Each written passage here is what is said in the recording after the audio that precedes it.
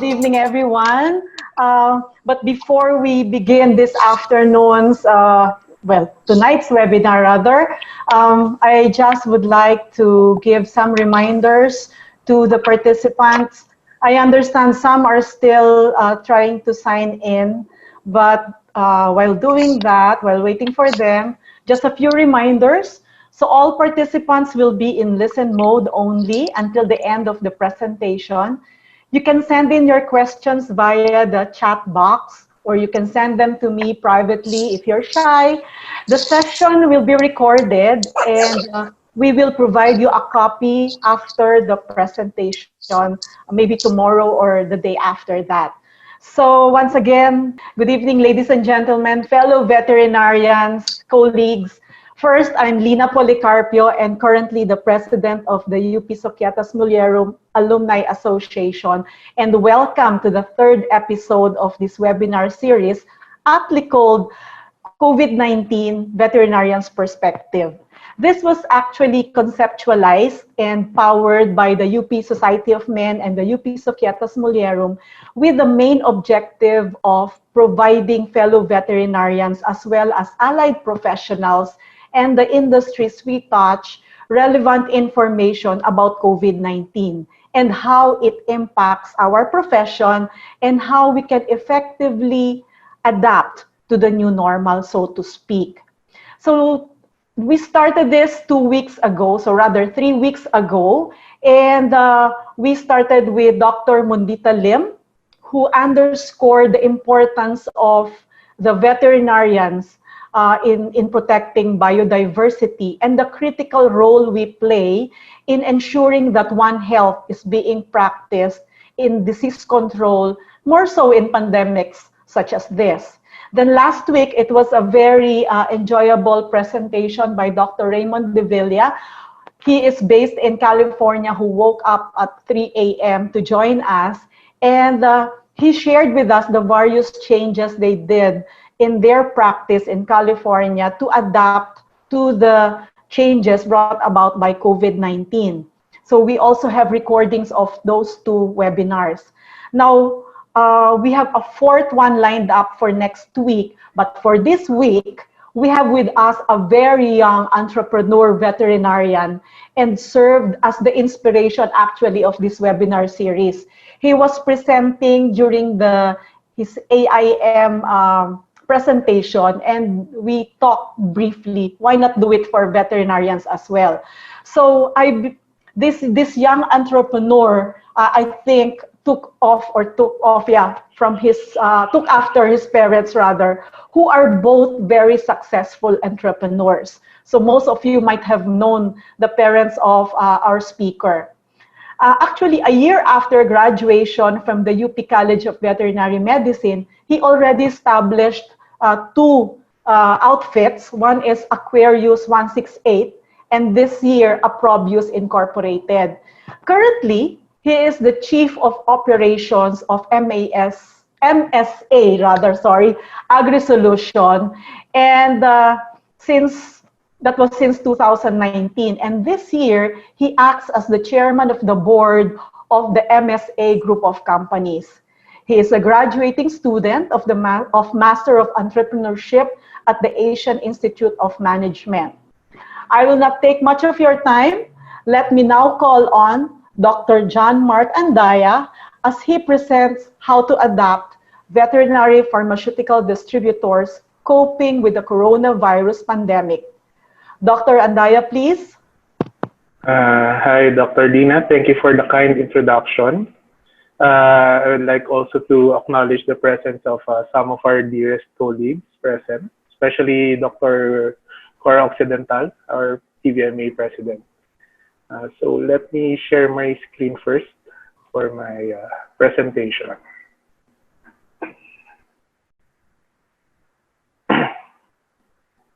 So here, everybody can see it. So, okay. So good evening, everyone. Once again, as mentioned a while ago, I will be sharing with you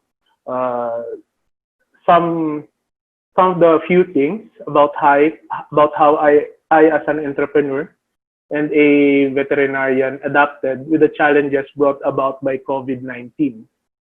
Running a business entails different styles or practices based on our own experiences. So it is possible that some of the things I will be discussing may or may not work with you. So let us make this session constructive and informative. So I would encourage everyone to participate or share later on their thoughts on the topics that I will be sharing. And on this lecture, I will be sharing the problems we have encountered during the pandemic, our mitigation plans, and my personal point of view regarding its effect on the supply chain, at least in the near future. So I am from the MSA Group. One of our businesses is concentrated in the distribution of veterinary pharmaceuticals, vaccines, and some chemicals needed in livestock farms, poultry, aquaculture farms. And majority of our operation is in Luzon, where our head office is located in Valenzuela. But we do cater as well to clients in Visayas and Mindanao. I am skipping on this because I know all of you are familiar with it. So relevant timeline from the WHO, towards the end of 2019, a cluster of pneumonia cases was reported in Wuhan, China. On January 30, 2020, the first case of COVID-19 in the Philippines was confirmed. On March 11, WHO declared COVID-19 as a pandemic. Then on March 15 to 16, President Duterte placed NCR and some parts of the country under enhanced community quarantine, wherein we experienced travel restrictions and checkpoints were put into places. Work and school were suspended, so in general, everything stopped. And last May 16, 2020, the ECQ was downgraded to modified ECQ and to some areas to general community quarantine. So question, what is our firm's role in the society as a veterinary pharmaceutical distributor? I'll explain to you later why it is important to know your purpose, aside from doing it as a source of livelihood. We might also want to know what is our importance in the agriculture industry and as part of nation building. First is by being a logistics provider, wherein we make sure that the products from the manufacturers reaches the end users, and in our case, the farmers. We also offer technical or training services. We act as a support system to our clients. How? By providing them latest updates about the industry, the trends that could contribute to their productivity. In some cases, we also support them financially by extending our terms when the need arises. For distributors like us who carry multiple brands, we act as neutral allies, wherein we provide suggestions to our clients on which specific products perform best per category. So this gives them multiple options. They can weigh the pros and cons, and this makes us reputable and unbiased suppliers. But on a deeper perspective, personally, what we really sell is productivity to farmers so that they could earn more and provide enough and wholesome food for every Filipino people. In other words, food security. What are the challenges that we encountered while the country is placed under ECQ? As majority of us can relate, during the first few weeks of ECQ, the Interagency Task Force or the IATF continuously released guidelines on the implementation of the ECQ. The main problem was the restriction of movement, and on top of that, implementation varied from one LGU to another. Face-to-face interactions, such as business meetings, were also prohibited. With regard to the supply chain, the Maritime Industry Authority also assessed that more than 50% of the shipping operations were hampered. Containers coming from abroad were inspected thoroughly at the ports. They worked also on a skeletal force, hence the addition of storage fee or demurrage, and of course the delivery to some of our clients were affected.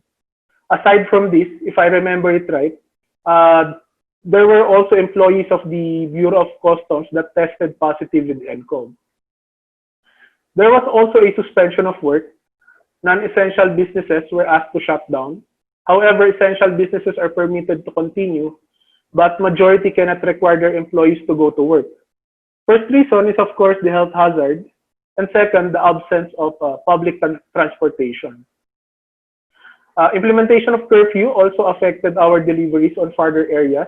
Our delivery personnel usually leave the warehouse at 5 a.m. and will be able to go back at night time.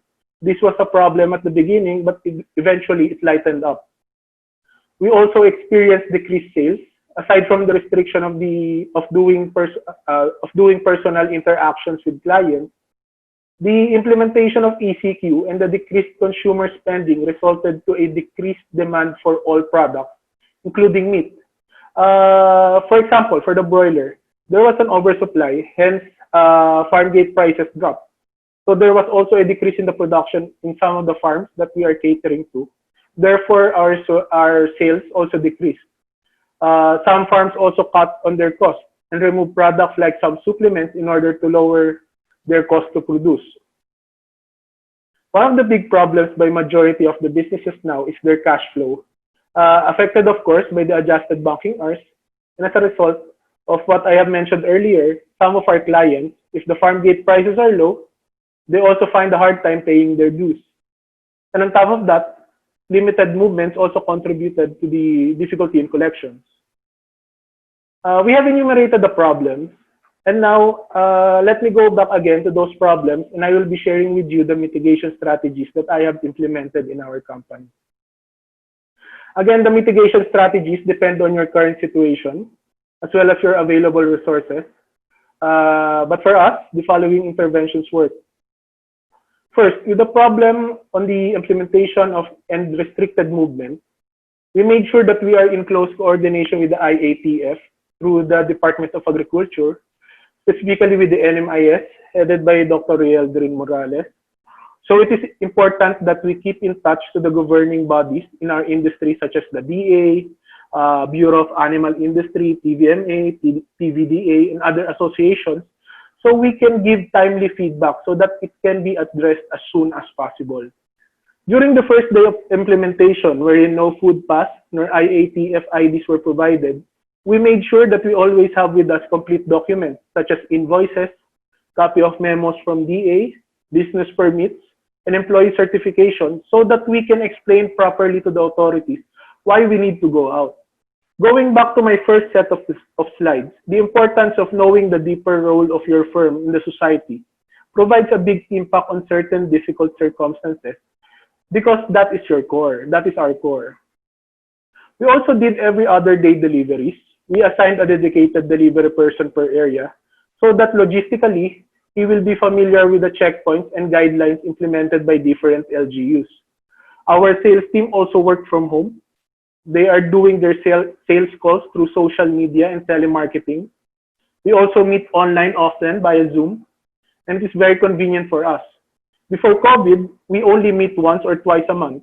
But because of this pandemic, we now realize that we can meet conveniently online anytime, anywhere, as long as there is an internet connection. With the supply chain, it would be helpful to be transparent with your suppliers, co-distributors, and most especially our clients. One experience was one of our suppliers cannot deliver our orders. So by openly communicating with them, we came up with strategies on how can I pick up their products. So not only pick up my orders, but also deliver to their other clients with, of course, minimal charges. So it is a win-win situation for us. With co-distributors, a fellow distributor cannot supply because their company cannot do so with the current situation in their locality. We covered up for them for a certain time to supply some of the very urgent needs of their clients. Borrowing stocks is also a common practice among us. So it is also a win-win situation for all the part of the chain. In this case, in a sense that they did not lose their clients, we earned extra to fill in our cash flow, and the client's requirements were served.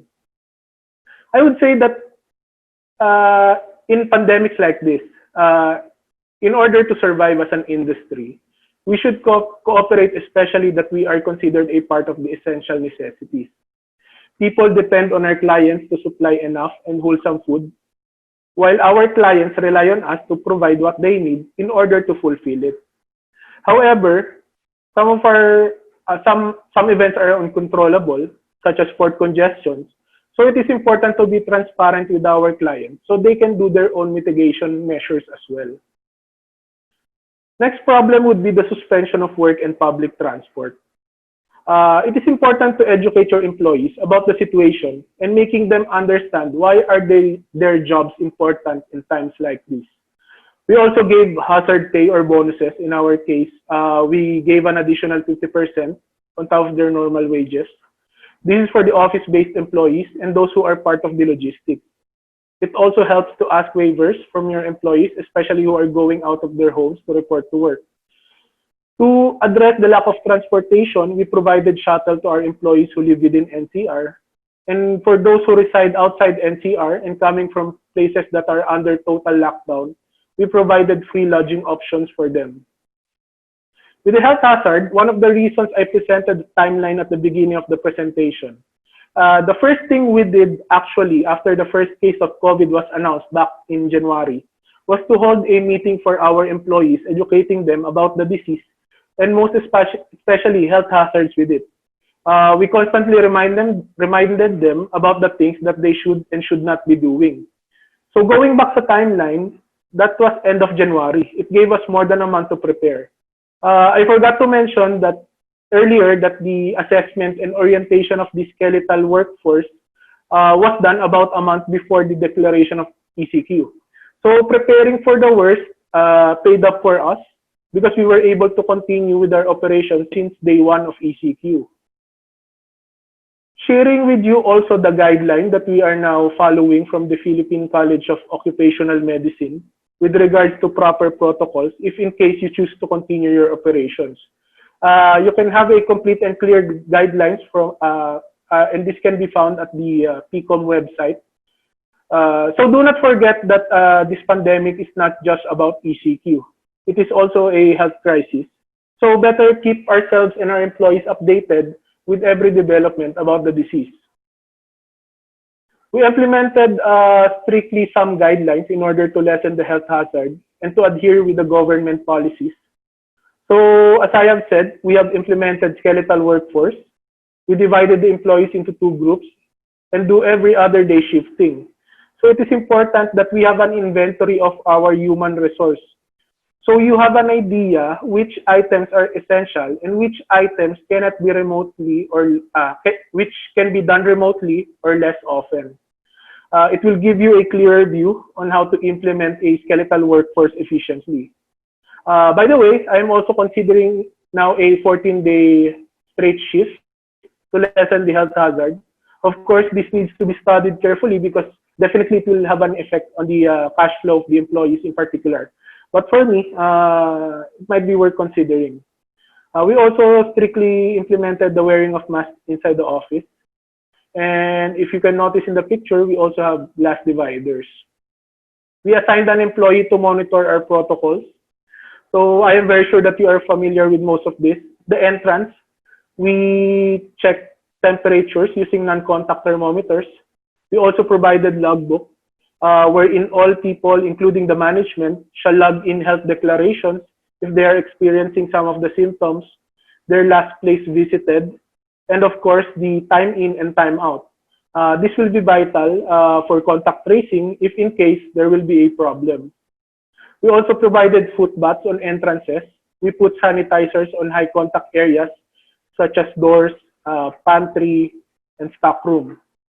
The most exposed employees would be the ones in the logistics. So for the meantime, they are not allowed to enter the office. So we set up a table outside for them to do their paperwork, such as checking of invoices and turning over of collections, among other things. Aside from wearing of the masks, they are also required to wear face shields. Their contact with the office-based employees was also minimized. For the decreased sales, always communicate with your clients. Kahit walang benta, always check on them, share important information through messages, whether it is related to their practice or not. It provides them an assurance that you are always there in case they need some of the services that you can provide. Also, always check on your salespeople to make sure that they are doing their part in maintaining relationship with clients. I would like to add also that while you or your salespeople have a free time, you might want to require them to attend online seminars in order for them to update their skills. Since there are so many available online classes that they can attend, whether technical or soft skills related. To address also the decreasing sales, you might want to collaborate with new suppliers or fellow distributors. As I have mentioned earlier, it provided us added income on a win-win partnership. So you should always know your strengths so that you can always have leverage and offer it to complement your partner's weaknesses. That is what I call a sweet spot. In our case, thanks for the contribution of my sales team, we were also able to find new markets for existing products, such as trainings on biosecurity. Thankfully, we have a good number of disinfectants also to offer. These things might be normal for us, especially in the farms, but for those working in LGUs, this is quite something new for them. So this is a good opportunity that you might also consider. Remember, a good business is having the right product or service at the right place at the right time when your customers need it. With regards to the cash flow, aside from the opportunities we had with some collaborations, we implemented new collection policies.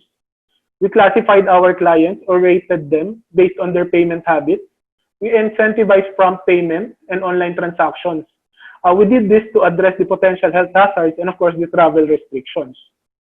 To have a better anticipation of our cash flow, we scheduled all outflow of money every Friday. This in order to predict the cash flow better. We also adopted a scheduled banking since bank operations have been very limited. I would also say that we should always be ready for the worst case scenario and make sure you have available resources to keep you afloat. Another thing, I made new venture with which I will be sharing some later on that helped me have an additional source of fund. So I would say impact could have been much worse in the absence of preparation and coordination with all the stakeholders. Continuing our business also have trade-offs, especially the health hazards. It actually depends on your leadership style and the resources readily available. So the next part would be some of the possible changes in the supply chain that I personally perceive, at least for the next few months. I know some of our audiences might have a fair share on this, so you might also share it with us later on. I'd like to begin by saying that in times like this, always remember that everything is uncertain because there is none to little sufficient data. But always remember to keep an open mind to keep your businesses afloat and always be ahead of the curve. I said this because no one can really say what changes would be temporary and what changes would last longer. For the food animal industry, we have been seeing a shift towards a new normal wherein people prefer to stay at the comfort of their homes, ordering food, ordering basically everything that they need. Although malls and other businesses started reopening, the question is for how long do we need to recover the consumer behavior pre-COVID? Or is it even possible to go back to what we perceived before as normal? The work from home arrangement, or what others refer to as life at home, causes a smoother flow of goods due to lesser traffic. However, this forces some restaurants and business districts to close, as well as some schools. Some cafeterias are closed. Bound items such as bread also decrease. Processed meat products, I think, will also be decreasing in the future. So, of course, absence of tourism also have an impact with regards to their consumption of our local goods. We are slowly seeing an improvement on the land, sea, and air freight, but we do not know. We cannot be so sure that there will be no second or third wave. I hope not. Another thing, the Balik Probinsya Bagong Pag-asa program by the government was made to decongest Metro Manila. The outcome must be both positive and negative. Positive, wherein the DA encourages people to venture into agripreneurship. However, we do not know. This might cause urbanization and might be displacing farms in the future, as what we have seen in areas such as Bulacan. I'm sorry, but I'm quite not familiar with the companion animal industry. But based on observation, I have seen a trend of moving into online platforms. I have seen shops sell their goods online and have it delivered via Grab or Lalamove here in NCR. But in provinces, you might consider providing the same services And this might be an opportunity to gain market traction for your companies. Aside from that, payment terms are also better through COD or even cash before delivery. According to some of my friends, and there was also an increased demand for pets and pet products as an effect of what we call life from home. Now people get to spend more time with their pets. It's important to keep inventory of the fast-moving products so that we will not be caught unprepared. But for not so fast-moving products, just-in-time inventory would be a good help in managing our cash flow. As shown in the picture, in collaboration with one of our suppliers, we have conducted already an in-farm seminar via online platform. So this is worth considering. It might be a good time also to consider bringing the industry online. One, we could have a higher reach, but at the same time, we should be careful. We should still, what I mean is going, it doesn't mean that if you go online, it means that your sales will grow in an instant. We should be creative on how we should still maintain our personal touch with our clients in spite of the changes happening around us. This is an interesting time. A lot of changes are about to happen. And so far, I would say that I am enjoying the experience. So now I will be sharing with you some of the things that I have learned during this pandemic. And these are my key insights. First, innovate or die. This might sound so harsh, but for business people, we should also evolve when the market evolves. Businesses are useless if you do not have clients anymore. Always try to come up with new products or new strategies to give your clients a better customer experience. Nothing is certain, embrace change. These changes does not bring only problems. It also presents opportunities. Some people might be afraid of the new normal, but this should be an exciting thing for most of us because a lot of changes are happening. And along with these changes are new opportunities as well. Knowing your purpose is important. If you and your employees know your deeper purpose, then it would be easier to understand the importance of your services in every situation, even in trying times. Businesses will not be as usual. The coronavirus pandemic are three crises in one. It is a health crisis and have an immediate effect, as we have seen. Second, it is a financial crisis because of the shutting down of the economy. And third, it is a social crisis. We have seen behavioral changes. These changes on the pattern of behavior or spending of the consumers will definitely bring a new type of ecosystem.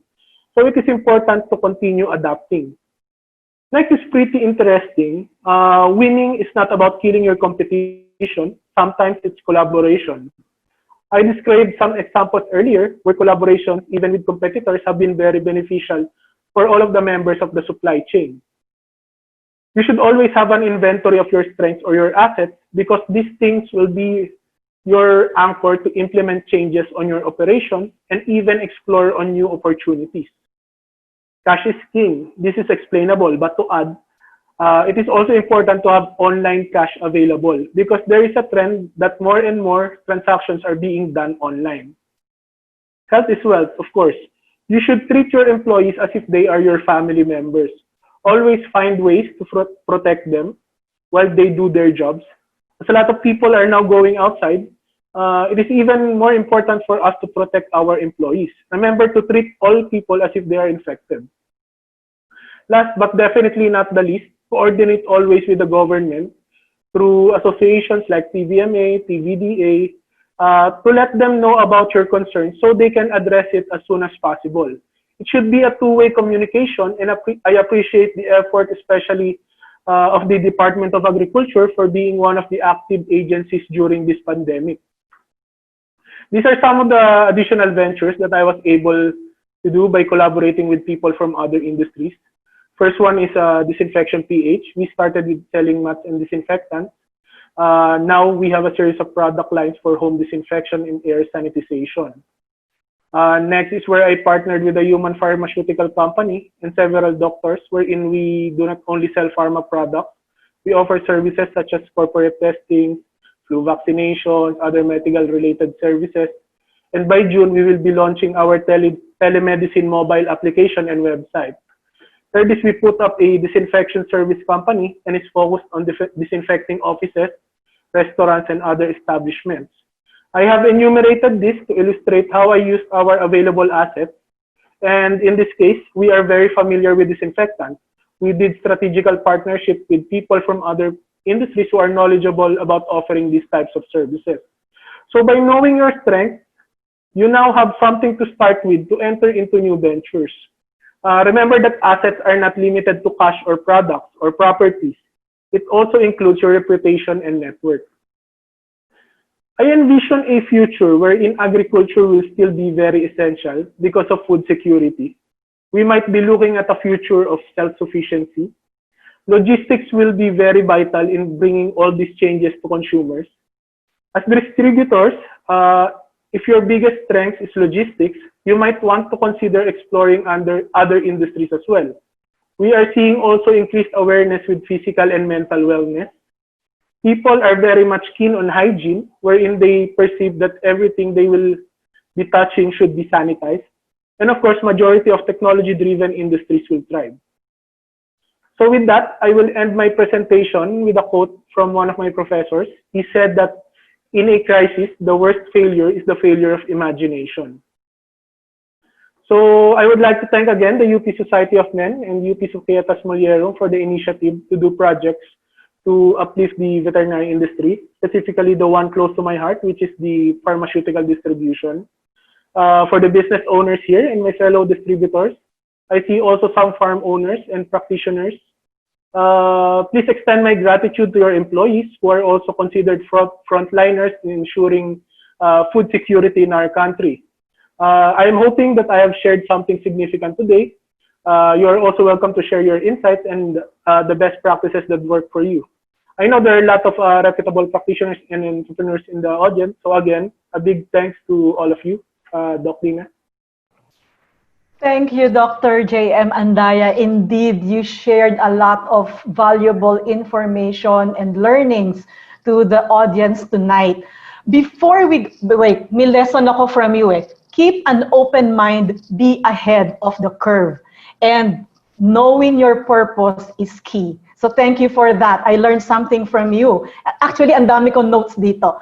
Before we go into the question and answer portion, I would like to introduce somebody who is also close to my heart, Kumare Kotoy, the one who was instrumental in giving the veterinarians the IATF IDs. She really worked hard for that, so we owe her a lot. The president of the Philippine Veterinary Medical Association and the former president of the Philippine Veterinary Drug Association, no other than Dr. Corazon P. Occidental. So Dr. Occidental, welcome to tonight's webinar, and she is our panelist for tonight. So Dr. Occidental is also an entrepreneur and maraming businesses, including, of course, a pharmaceutical distribution company or company siyata. And she also has a school. So, di ba? Talaga naman. Dr. Occidental, would you like to share with us your experience then on how you coped with the challenges of COVID-19 and what other changes you did in your operations for it to cope? Thank you, Dr. Alina. May magandang kumare. And good evening, everyone. Once again, thank you for the UPSM for inviting me to be your panelist tonight. I hope I could be some help.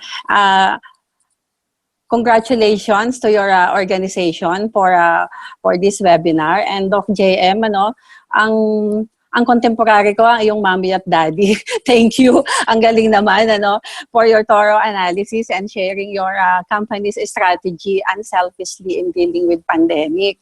So, meron dalawang question na pinorward sa akin si Dr. Alina. And I would like to answer the first one, yung how to adapt vet pharma distributors coping with pandemic. Ang company namin is a Bethel Corporation. We are in this industry since 1992. So here are our measures. As early as late January, we had already started sourcing mask, alcohol, and thermal scanners. Most companies apparently had also done the same during the, di ba, no, International Farmer Summit. Most booths meron na silang alcohol bottles and many wore masks already. In February, we had already decided to strict foreign travels. And by early March, we already had action plans for operating on a skeletal force and also for a total lockdown. Hindi naman kami nag-stop ng operation. We also have provided our employees with masks, a small spray bottle of alcohol, as well as 1 gallon alcohol each, and disinfectants in early March. We were already operating on a skeletal force for several days when the ECQ was declared. Di ba talaga namang nakakatakot, but we still have to go on. Fortunately, our action plan for a total lockdown worked so far, so our office staff were able to perform most of their functions from home. Our biggest headaches was with the banks. Di ba? Sarado. Mangilan-ngilan lang yung nagbukas, skeletal force. Tapos withdraw and ano lang sila, withdraw and deposit lang ang activity. Only few branches were open. Those that were open were understaffed. No staff handling foreign transactions. So, hindi kami makabayad sa mga, sa mga international suppliers namin, especially sa Europe. We were able to resume deliveries after a delay of 2 days. So, awa ng Diyos na kapag hindi naman masyadong nagtagal. Delivery crews were provided with masks, aming mga frontliner, alcohol, and later on with face shields. At saka, meron din kami sa kanilang additional na ayuda. TSR activity was really affected. Hindi nakakapag-entertain ang mga clients. And the TSR activity was limited to collection. So, we reduced their per dime to 50%. Kahit nagwo-work from home, dahil nagwo-work from home na lang sila. Employees continue to receive their salaries, although we have heard of companies implementing salary cuts for employees not able to report to work. We provided hazard pay for staff physically reporting for work. With the modified ECQ, we implemented the skeletal workforce plan but reduced staff level to 30% since we saw that many could work only from home effectively. Our action plan already had the office SOPs in place like wash hands with soap, water or disinfect with alcohol, then temperature check. So regular disinfection of surfaces and handles, foot baths at the office, warehouse entrances. An employee had to report to the office was provided with a shuttle service. Vehicle allowance was provided to those using their own vehicles to report to work. Even if we transition to GCQ in June, we will probably maintain the same office schedule.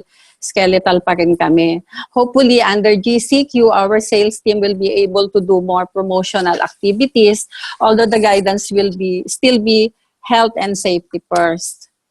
We still expect more changes and challenges to occur in the next few months. It is important that the company anticipate the challenges and address them effectively. Adapt or perish. What will the future hold? Sino kaya ang makakapagsabi? Di ba?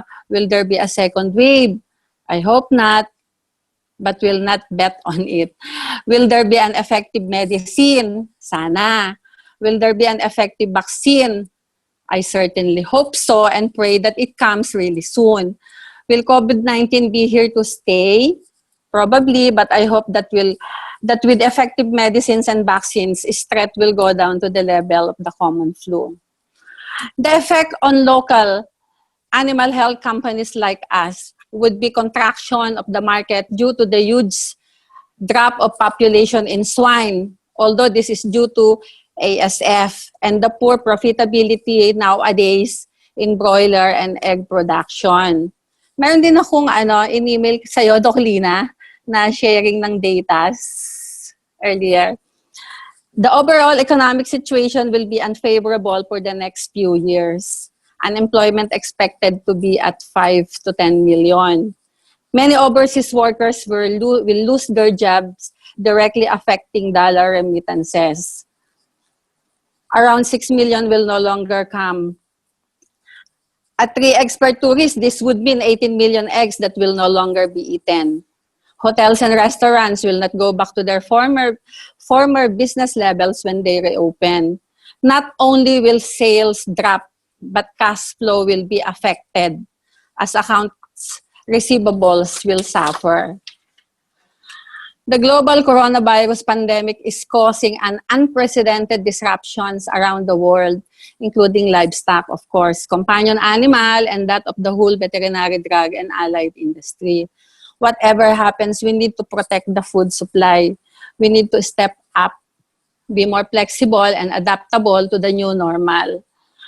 Our business, just like the rest, is also grappling with abrupt and profound changes.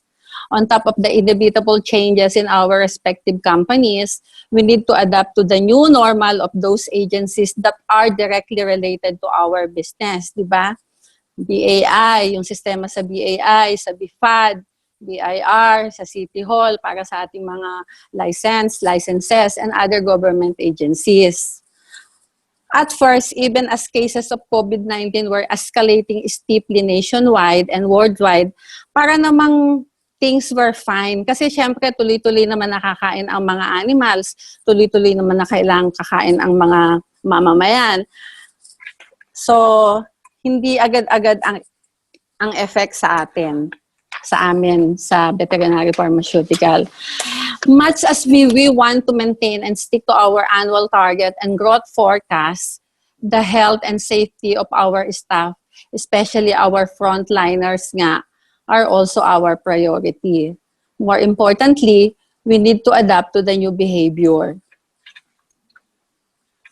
Reduce working hours, not only because of the curfew, but also because of COVID-19 scare.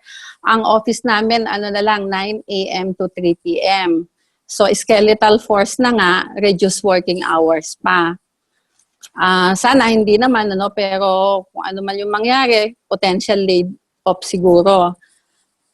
Restrictions on veterinary care and pharmaceutical products in the future due to a more defined essentials and non-essentials. Everyone was breaking out.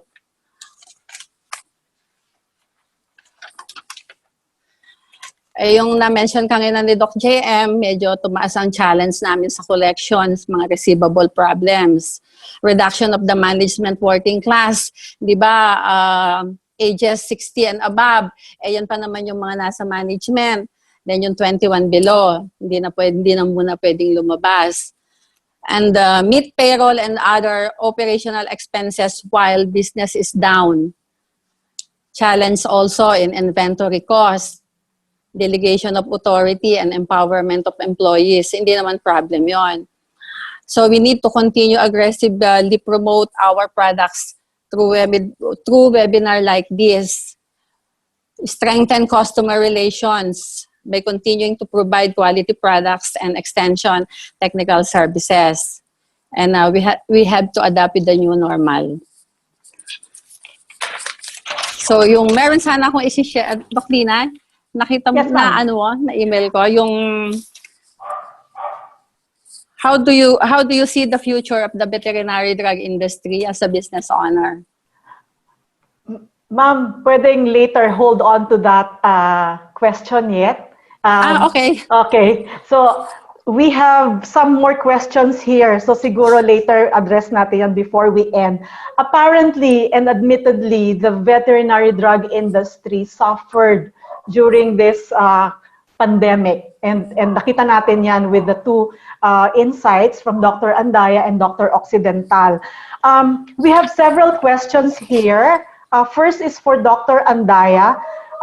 You did a lot of changes of new systems in your operations. What were the challenges you encountered in implementing those changes? Considering it's new, it was not the usual way of doing business. So how did you ensure now that the employees adhered to everything that you required them to do? Dr. Andaya? Yes, of course. In situations like this kasi, what's an important thing is accountability. So it doesn't mean that if you're the owner of the business, you should be doing everything. So you delegate some of the things. For example, if you have an HR, you delegate it to them so that they make sure that everyone follows dun sa guidelines na you wanted to implement. Of course, shared ano pa rin siya, shared responsibility. You cannot do it alone. What I realize about doing business is that ang hardest part is yung managing employees talaga. So it's important to be patient on educating them what are the risks and what are the possibilities that could happen to them if they will not follow the guidelines. So just make sure that they know it by heart so that it is easier for them to follow. Thank you. Yeah, follow-up question sa iyo pa rin. You mentioned about the 14-day work week or shift. Can you now expound on this if it's possible? The 14-day straight shift. I just thought about it yesterday or the other day. Baka it might be better kasi since yun nga, if 14 days straight yung shift and then magkakaroon siya ng 14 days rest. So it will parang yung kumaga he or she will not be exposing him or herself sa virus every day and magkakaroon siya ng rest consecutively for 14 days. So that I think that would be that would help sa protection not only for himself but also for his or her families. And yun nga, although medyo mahirap siya imagine because I can already imagine the impact that pwedeng mangyari dun sa cash flow ng employees. But for me, it is worth considering. So 14 days lang siyang may bayad and then the rest, the next 14 days, no pay yon. Ganun ba yan? Probably. Sort of. Because lalo na pagka prolonged yung effect ng COVID, syempre, we should do some mitigations as well to keep us afloat. Yes. Okay. So for both our speaker and our panelists, there's a question here. What's the number one consideration daw kaya or expectation of customers right now from the distributors? Who would like to go first? JM or Dr. Cora? Ladies first. Of course, yung quality products at saka yung mas value for money. Yes, I would also agree to Doc Cora because yun yung main purpose natin as distributors is to provide the best product that we can offer to our clients. So these are the things that what I would like to call non-negotiables when it comes to these circumstances. So whether may pandemic or not, we should be living by our words that we should provide quality products, and of course, we should provide timely services for them.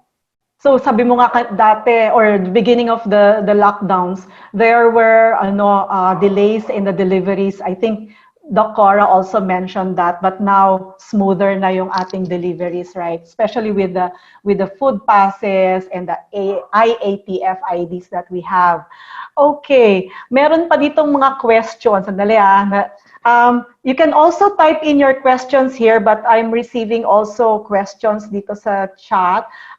Dr. Andaya, you mentioned about online deliveries. This is already applicable sa ating companion animal market.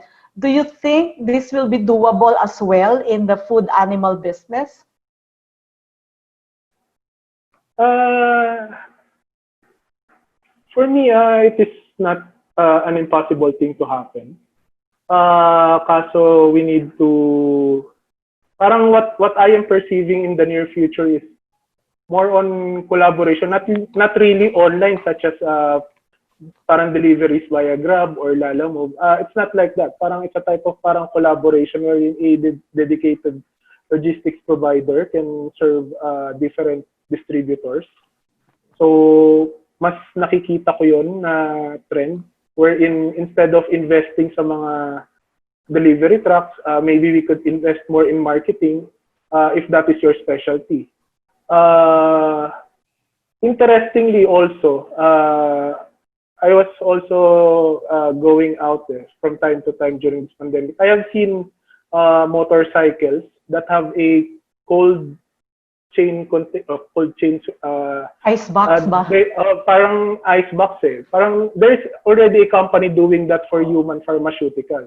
So with vaccines na smaller containers, baka that could be a possibility. But of course, yung magiging limitation kasi natin is yung kailangan tumawid ng NLEX or SLEX. Of course, that's not practical to do.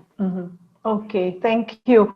Another question here. As a business owner, what changes did you see from the side of the customers? Are they now allowing face-to-face calls or they have gotten used to yung mga Zoom meetings and online meetings? Ladies first ulit ba? Our customers are still adjusting to the situations. Our PSRs are trying very hard to reach them by, of course, text muna.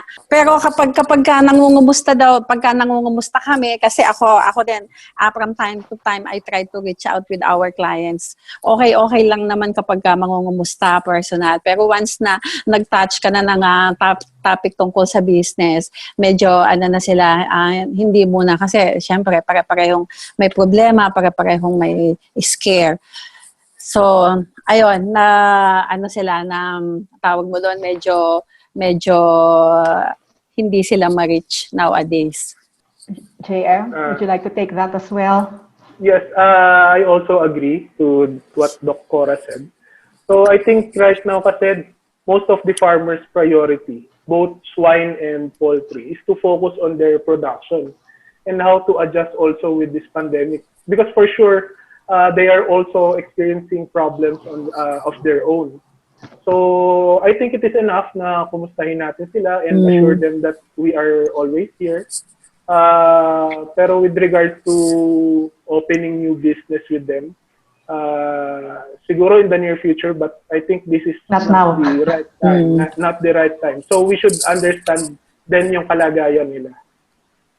Okay, thank you to both of you. So I have another question for the both of you. As a business owner and a veterinarian, sabi kasi I think pareho niyong sinabi to, we don't know what the future holds eh. But how do you see siguro the near future? How would it be changing? Si JM muna. As I have mentioned earlier, in the near future, kasi ganito yan eh, in order to assess which could be changing permanently and which changes are temporary, if you see the behavior of the people changing constantly, or if you see na yung behavior of certain group of people ay constant, you might perceive this as a longer term for change. For example, doing online businesses, parang are we seeing it as a permanent change in the behavior of the consumers? So, with regards to the industry, as I have mentioned earlier, I think yung sustainability, self-sustainability will be a thing. Lalo na that we are now very cautious of yung mga dumating sa time na we are very cautious of the imported products na dumadating dito because of safety issues. Another thing also ang nakikita ko is more people will become parang health conscious. So I think our farmers might consider really on pushing for healthier produce. What else? So these are some of the things sa industry natin na related na nakikita ko. It's more really of a self-sufficiency and more towards a healthier food. Okay, thank you. Sustainability and healthier food. Dr. Cara. So yung yung behavior ng market depende pa rin sa increase ng market potential. Sa market potential pa rin, siyempre yung aggressiveness ng customers natin at saka yung adaptability nila, yung acceptance nila sa mga new products. Kung maganda naman yung kita nila di ba? Tuloy-tuloy yan. So ang bottom line pa rin yung consumers market. Okay, so we are really dependent on kumbaga, the end consumer, so to speak. And that will also dictate the demand for the products that our customers produce. So yung swine and poultry, depende talaga yan sa lahat. So again, as who said that earlier, the future is really uncertain at this point. But if you know your core, taking it from you, JM, if you know your core, if you know your purpose, you can find ways to stay afloat during this uncertain time. So we are now close to the hour, close to 7 o'clock, 2 minutes before our time. Thank you very much to our wonderful speaker and panelists. Thank you for sharing your heart and your mind with our audience tonight. I would like, before we say goodbye to our audience, I would like to hear a few parting words from you. All ladies first ba ulit? meron nila akong konting takeaway from my favorite author, si John Maxwell. Good leaders do what's right even at the risk of failure, in the face of problems and under relentless criticisms. And doon naman sa atin namang lahat, if we are still working today, if we are still active in our business, either at the comfort of our home or on site, let us all be thankful. Let's do our best to survive our business and with our employees and with the market. Learn to appreciate healthy compromise. Thank you, Dr. Cora. Before I call on Dr. JM, si Dr. Baldrias is here in the audience. And Oo nga, nako-conscious tuloy ako kay ma'am no. Sabi niya, thank you for the enlightening and very practical sharing, Dr. JM and Dr. Cora. Truly, we need to be very creative and innovative in these exciting times. Thank you, ma'am, for attending. So, JM, any parting words from you? Yeah, as I have said earlier, doing business is not just about doing it as a source of livelihood. We should always know what could be the deeper meaning of doing businesses in the society. So as veterinary distributors, we play a big role in ensuring food security for every Filipino people. And with pandemics like this, we also need to work as a whole, as an industry together in order to survive and fulfill our mission. So as I have said, we might have competitions before, but now I think it's time to do some collaboration, because our end goal really is not just to have money. Our end goal here is to provide food safety for all the Filipinos. So that's it, Doc. Thank you. Thank you very much. And don't forget the foot baths or doormats, whatever you call it, JM. I am a customer of JM on that one. So very innovative talaga. So once again, thank you everyone for attending. A recording of this presentation will be available by tomorrow, perhaps. For next week, we have another topic, which is from our colleague who is based in South Korea, lessons from the South Korea's COVID-19 response and implication of SARS-CoV-2 on veterinary research. Such an exciting topic, so please do join us again next week. So once again, thank you very much, colleagues, veterinarians, colleagues in the veterinary drug industry. Thank you for joining us today, and we hope to see you again in our next episode. So good night, everyone. Time for dinner. Bye.